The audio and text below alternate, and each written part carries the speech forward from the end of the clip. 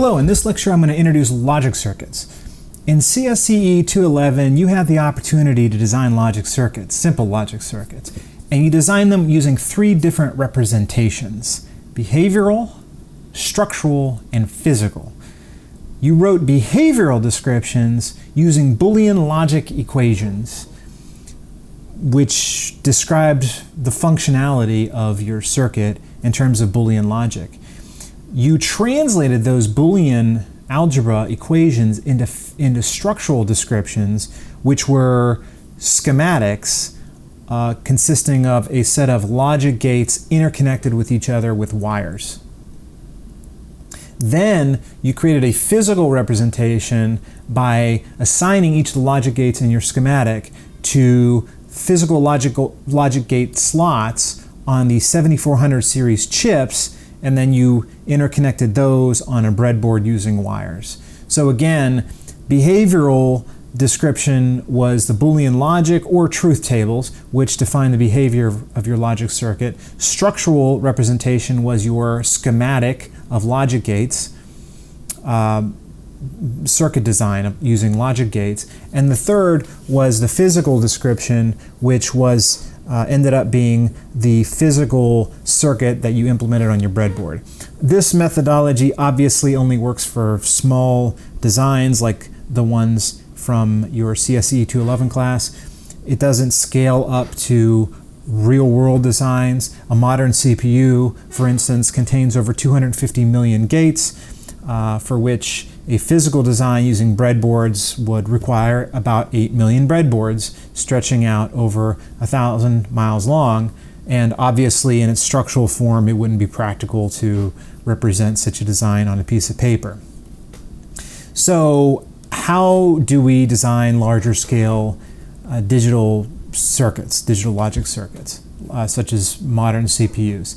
Well, it relies on three concepts: abstraction, hierarchy, and regularity. Abstraction is when you build increasingly complex designs by instantiating simpler ones.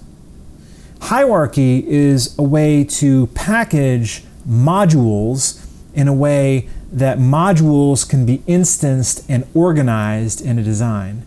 And regularity is a way to choose the granularity of modules in a way that allows you to frequently use modules to maximize reusability. So these are related concepts. Hierarchy allows designs to be represented as a design tree, where each node of the tree is an abstraction of the subtree under it.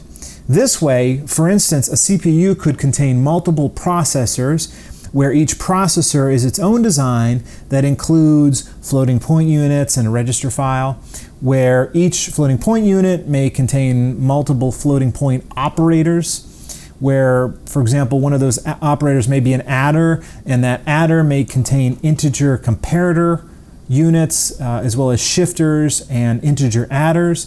Then the integer adder might be comprised of an array of single-bit full adders. And this way, each node in the tree is relatively simple, but taken as a whole, with all of the hidden details exposed, this design can be enormously complex.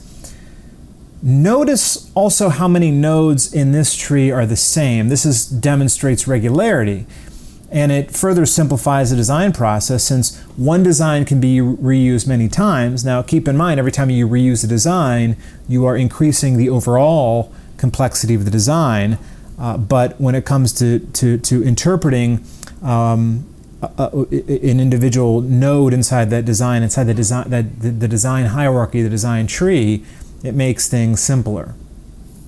In fact, the regularity concept is exemplified by the logic gates, which comprise the lowest level of the design hierarchy, but there's only a few different unique logic gates. So you probably remember from CSCE 211 that logic gates are circuits that perform primitive Boolean operations such as NOT, AND, OR, XOR, and then there are complemented versions of those as well, such as NAND, NOR, and XNOR. Logic gates interpret a high and a low voltage as true or false or 1 or 0. So essentially the logic gate is what conceptualizes an analog circuit as a digital circuit. Functionality of a logic gate can be described as a truth table. A logic circuit can be a single logic gate, or it can be a larger assemblage of interconnected logic gates. Now, taken as a unit, a logic circuit is described by its top-level inputs and outputs, which form the interface of the logic circuit, and they connect the logic circuit to the outside world. And when I say outside world, I mean other logic circuits that share the same design. A logic circuit has a functional specification as well, which can be described as a set of Boolean algebra equations, or as a truth table, or as a finite state machine, or as we will learn shortly, it could be represented in hardware description language or register transfer language. The system Verilog, the language we cover this semester, is both a hardware description language and sometimes called a register transfer language.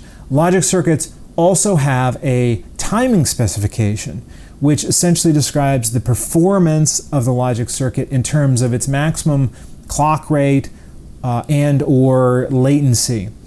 The maximum clock rate describes the highest rate at which we can introduce new inputs into the circuit, while the latency describes how long we have to wait for the outputs to change in response to the inputs. A logic circuit is an abstraction that hides its internal details, but if you expose its internals or drill down into its internal representation, meaning that you dive down into the internal scope of the circuit, you'll see that it is comprised of circuit elements, which are other logic circuits that are instanced and comprise the next level down in the design hierarchy. The inputs and outputs of these elements are connected with internal connections that generate intermediate logic values that are not visible outside the logic circuit unless they are connected to the top level inputs and outputs. So in System Verilog, you'll see this.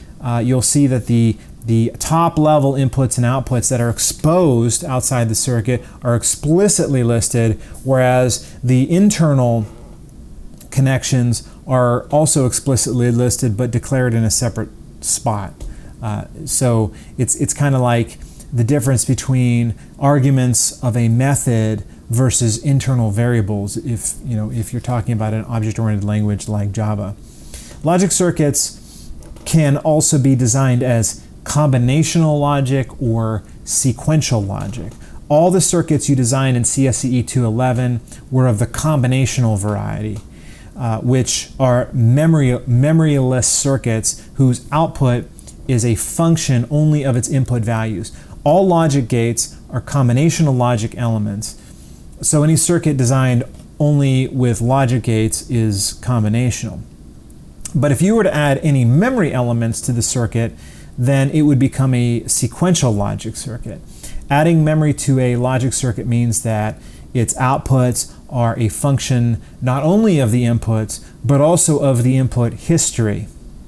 We'll cover sequential logic in detail later in the semester. For now, we will focus on combinational logic. Remember that logic circuits have a structural description in which they're depicted as a circuit schematic of interconnected blocks or symbols, and a behavioral description which describes its functionality and can take multiple forms. As I mentioned earlier, Boolean algebra or truth tables. Now, first, we're going to focus on schematics. In this course, you're expected to become comfortable with reading schematic diagrams. Sometimes they're called circuit diagrams or block diagrams or schematics. But in any case, a schematic contains elements which are called nodes, which are basically shapes or symbols, sometimes in the form of gate symbols, but if they're more abstract, then they'll just appear as blocks. And there are other symbols too. There are other standard symbols for common elements such as multiplexers or adders.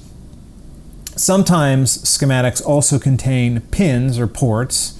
In fact, they usually do, which indicate the inputs and outputs of the overall logic circuit. So those are the top level inputs and outputs.